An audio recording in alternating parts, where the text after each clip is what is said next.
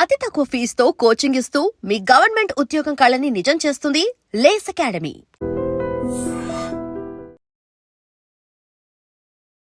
ఓ రైతు తన పంట పొలంలో 500 రూపాయల నోట్లు నాటారు.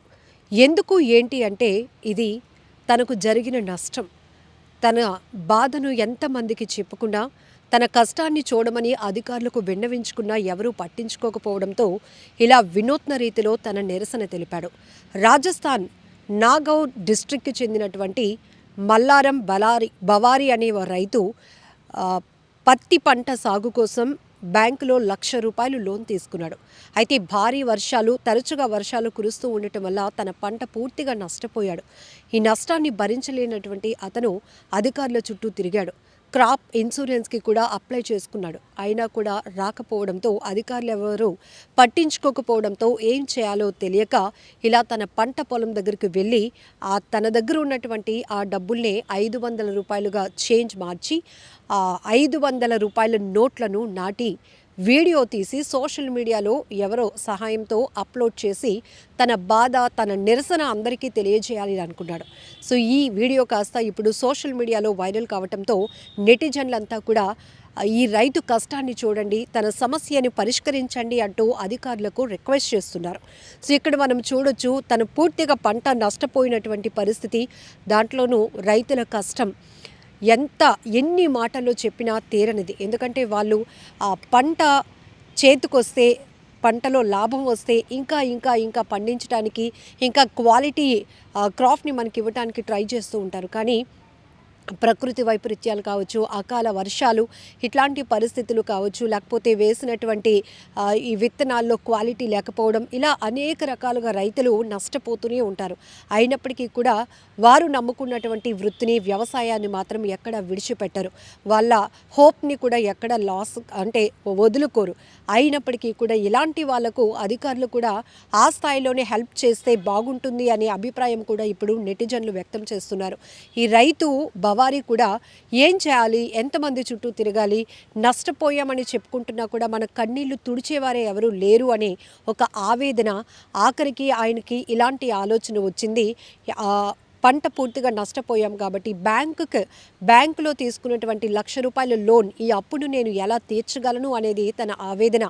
ఆఖరికి తన కష్టాన్ని అందరికీ తెలియజెప్పాలి అనుకున్నాడు. వినూత్నమైన ఆలోచన చేసి ఇలా తన పంట పొలంలో ₹500 నోట్లు నాటి అందరికీ తన సమస్యను తెలియచెప్పడమే కాకుండా వినూత్న రీతిలో అధికారుల దృష్టికి తన సమస్య వెళ్లేలాగా చేసుకోగలిగారు. ఏది ఏమైనప్పటికీ ఒక రకంగా చెప్పాలంటే ఇప్పుడు ఈ వినూత్నమైన ప్లాన్ అనేది అందరి దృష్టిని ఆకర్షించడమే కాదు, ఇప్పుడు ఈ రైతుకి నెటిజన్లు కూడా సపోర్ట్ ఇస్తున్నారు.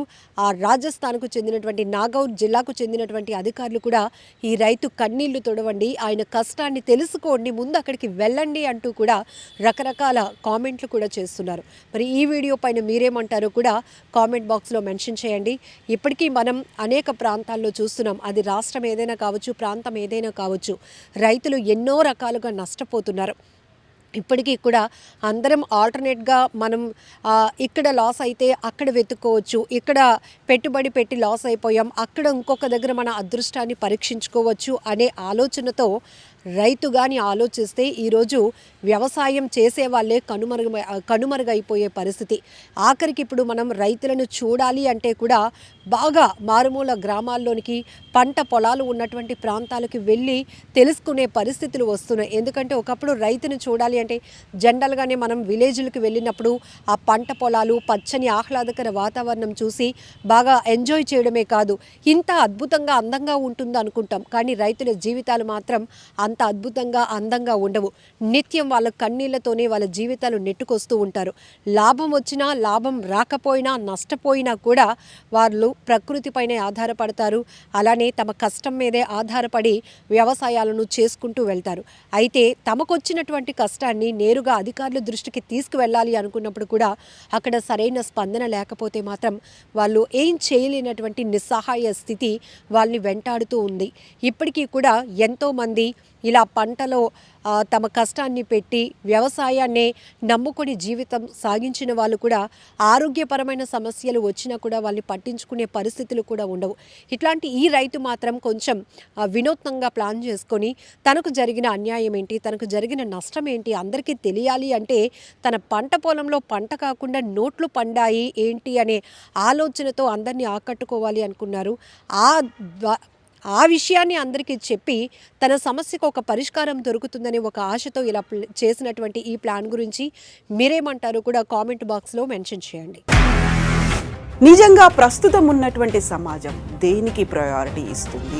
ఆర్థిక సంబంధాల చుట్టూ మాత్రమే తిరుగుతోంది. మళ్ళీ ఎన్నికలంగానే చాలా విరక్తి కలుగుతున్నాం. మంచి అనిపిస్తుంది కదా, లేడీస్ కూడా ఛాలెంజింగ్ జాబ్స్ చేసినప్పుడు చాలా బాగుంటది. ట్రాఫిక్ అసిస్టెంట్స్ గా నియమించిన ట్రాన్స్జెండర్స్ అందరితో సాల్యూట్ చేయించుకుంటున్నారు. ఫుడ్ డెలివరీ ఇవ్వటానికి వెళ్ళినటువంటి డెలివరీ బాయ్ అనిల్ పై కళ్ళ ముందు